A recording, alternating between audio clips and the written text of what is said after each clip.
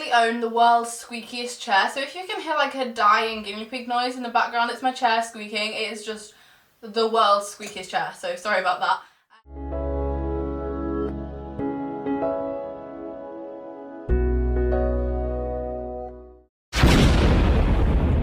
Okay, hello everybody and welcome back to my channel. Today I'm here with a really requested video and something that I've actually been meaning to do for a long time, but I feel like it's more relevant now because we are approaching exam season. It pains me to say that, but we are. It like actually physically makes me want to scream or cry. This video is actually in collaboration with my friend Ella. I've actually done a collab with her before, Ella May, Sprinkle of Ella. She is doing the same video, which I think is such a useful thing. Like, I want to watch it because I know that everybody revises differently and she might have some tips and techniques and like methods as to how she's revising, and they might help me load, so they might help you load, so I think you should go and watch her video as well. I'm going to talk you through the best ways that I'm revising for my GCSE exams, which I'm sitting in May, the best ways of staying motivated, tips for organisation, basically all of that. You guys seem to want to know, and I know that a lot of you are around the same age as me. The first thing I'm going to talk to you about is organisation. Now, I think organisation is actually key. So I bought myself one of these. This is a magazine rack. I actually probably should have bought two because not everything fits in here. And I've just put all my revision guides in here for each subject. This isn't even half of them. I have them like literally everywhere. They're just, my room is a revision guide. I just got this from Tesco. I think it was about £4, and I think keeping all your revision guides in the same place is quite important, but when I'm revising I can just pull the next one out and they're not getting lost. So I think that's definitely, that was the first thing that I did at the beginning of the year. I was like, right, in fact some of you might have seen it, I did a stationery haul for year 11. Number one, get something to put your stuff in. Like a binder, a folder, a drawer, a box, a basket, I don't know, something to keep your revision guides in. But the next thing that I made was a revision timetable. Now, some of you might think, oh, I can't work to like a precise schedule. I haven't done this to a precise schedule at all. I've just basically written like the days at the top, so Monday, Tuesday, Wednesday. I was gonna carry on, but you know the days of the week, I hope. And I've just put subjects that I want to do in a rough time. So like Monday, first thing when I get in, maths. Then there's a gap for eating tea or dinner, sorry if you're southern. Obviously, I have not stuck to this. This is just a rough outline, and at the moment I'm up to my neck in control assessment because they prioritise, they've become my top priority, so that revision timetable kind of has gone out the window because I get in and I just need to focus on whatever control assessment I have for the next day. But after next week, hopefully all of those will be over, so this can come back in and I will be able to revise these. I've put some subjects on twice because I need to do them more than once. For example, I've given chemistry and physics and biology a lot longer because science is something I struggle with so much. So the next thing that I did for GCSEs, I've never done this before. Obviously if you're just revising for a test, you don't need to do this, but I've done this for my GCSEs, and I think I'm going to share this on Google Drive with you, and I'm going to leave a link to this below because I honestly know that this would help so many people, and I don't think it's too late for this to be able to help you. And I spent so long working on this, like literally. I have made a list of every single heading and subheading for every single subject with 4 tick boxes next to it. This took me probably about 3 days, which is what I did when I had a spare 3 days. Instead of doing the revision, I made a checklist for the revision, so it was basically just an elaborate form of procrastination. But I started with science, and this is 38 pages long. So you can imagine how happy my dad was when I said I wanted to print it out. And what I've done is I've done 4 checklists at the top. So I've put I've coloured the box in when I've read over it once. Then I coloured it in again when I've made notes on it. Then I've put a section for watch a video because I really find watching somebody else go through it or listening to somebody else tell you how to do it helps me more. Like little videos on YouTube, there are like YouTube channels set up for how to pass your exams or like AQA science tips and stuff. Watching videos really helps, so I put a section there, and then I put a section on when done more than 1 examples and exam questions on it. And I've done this for every subject. Now, the first one's biology. You can see I haven't really done a lot of biology, but there's some like, where are we at? Chemistry, where I've done quite a lot. Like this is C1 at the bottom here, or the beginning of C1. And I just think that this is helping me visually see how much I have left to do. Not reassuring me because I've got nearly the entire booklet, but it is helping me visually look at how much I still have to do and kind of making me panic into doing it, because I know that there's a heck of a lot of stuff to get through before May. And so now I'm just going to like briefly talk you through each subject individually. So I'm going to start out with maths, because I feel like maths is one of the subjects that everybody says that they struggle with. If you ask somebody, oh, what subject do you find most difficult? I'd say on average most people say maths.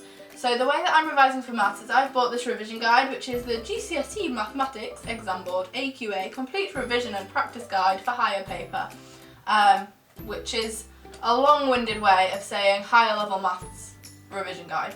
And I bought this from WH Smith's. I think it was about like, what tells you exactly, it was £10. And I've just started by reading over them, making notes on them, and then doing the exam questions in the book. That's basically how I've been revising for maths. So I bought myself the exam book. I've bought myself pretty much every textbook that you can get for every subject and the revision guide to go with it, because yeah, I just find maths like the best way you can do this is exam questions. You just need to know what the exam board are looking for, and I feel like that is the same with every single exam. Like, you might be really good at biology, but if you don't know the exact words and you're not writing what the exam board are looking for, you're not going to get the marks, you're not going to get the grade. And I feel like I sound like a teacher right now. I feel like I sound like one of those really annoying like people that come into assembly and be like, you have to pass, you have to get your grade, you have to get your marks up, you have to get your UMS marks, and everybody's like, what are you even saying? I feel like I'm one of those people. Something else that's been really helping me just generally is this little ring binder, which, not a ring binder, what are these things called? Like, I don't know, a divider, pucker pad, project pad. Got 2 of these, and I've just put all the subjects across here, so each one has 2 in. So this one's like maths and physics, chemistry, biology, RE and history. English has a one for itself, and so does French, because you write a lot more in those subjects, I feel like. Yeah, I feel like this has really helped me, and the way that I've been doing this best is through colour. I cannot stress how much I love a good fine liner and a felt tip. Get the felt tips out, get your highlighters out, because now is the time to use that colour. But a divider, a notebook divider and a revision guide, I feel like these go hand in hand. You can work from exercises.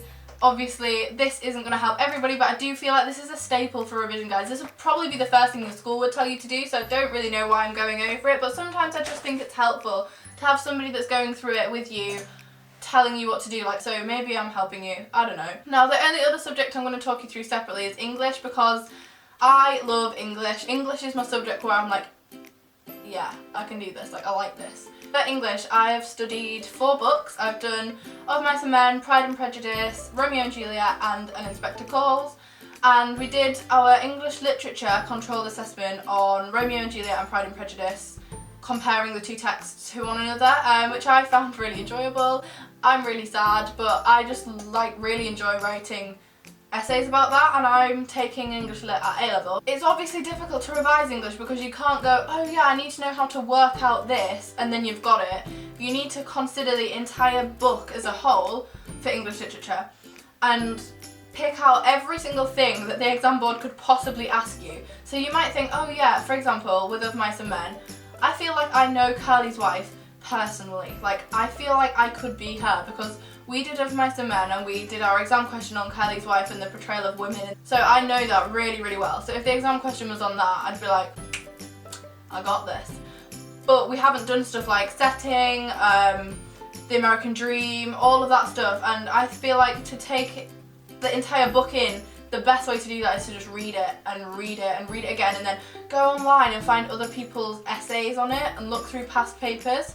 But I feel like the best way to go about it is to read other people's answers, to Google other people's questions and to just read them. I don't feel like making notes is going to be the way forward when you just need to get your head like fully around it. And then a couple of more general things that I think are really helpful when you're sitting your GCSE exams, your A-levels, if you're at university, you're doing a degree, if you're in year 6 and you're sitting your SATs.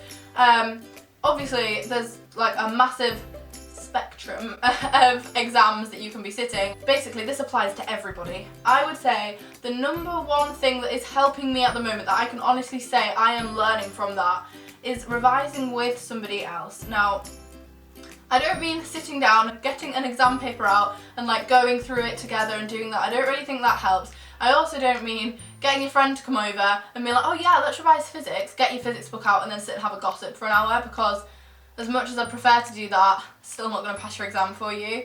But I've been meeting with some of my friends that have sat them last year and are now in the sixth form, so year 12.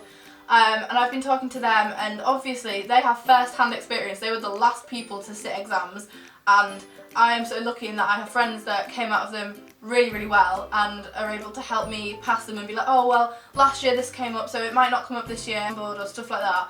And it's just been so helpful. So I'd say go through it with somebody else, whether they're the same age as you and you're going through it together, but I'd say preferably somebody older because they've been through it, so an older sister or brother. I feel like somebody in the sixth form or the upper sixth is going to help you more with the GCSE exam. Now the last little thing I'm going to talk to you about is like staying motivated. This personally is the biggest battle. Like, I can do the subject, I can sit down, I can write exam questions, I can plan an essay, I can do it, but it's the motivation to want to do it. Now, I'm sure that a lot of you follow me on Twitter and you'll see that at least once a day I'm like, oh my god, I can't do it, or oh my god, I don't want to do it, or I literally can't be bothered, because those three sayings are probably the mottos of my life. I feel like that's like a personal battle that you're just going to have with yourself up until the exam, but I feel like now, for me, it's like kicked in a little bit more, because after February half term, like when I went back at Christmas, I was like, this is it. This is like the final stretch now. I've been in education for 12 years, this is it.